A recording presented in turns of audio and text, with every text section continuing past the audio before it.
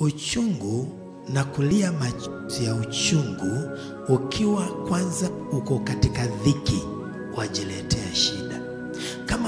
Kama uko kwa mateso lakini si ile machozi ya furaha, si ile machozi Mungu tu utanitoa hapa, Mungu tu mimi hapa nitatoka, wewe ni mwema, wewe ni mwaminifu, utanitoa tu hapa, utanisaidia tu nitatoka. Hiyo ni machozi mazuri, lakini yani unalia lakini unakumbuka vile mzee anakutesa. Unalia unakumbuka vile umehangaika. Unalia unakumbuka vile umesafa. Unalia unakumbuka vile. Machozi haya si mazuri. Biblia inasema hesabuni ni furaha tupu mnapoangukia kwa majaribu aina mbalimbali. Kwa nini anasema hivyo? Kuzuia machozi isiyo ya haki. Machozi haya ya uchungu huleta umasikini kwa nyumba, huleta umasikini kwa biashara, huleta umasikini kwa watu.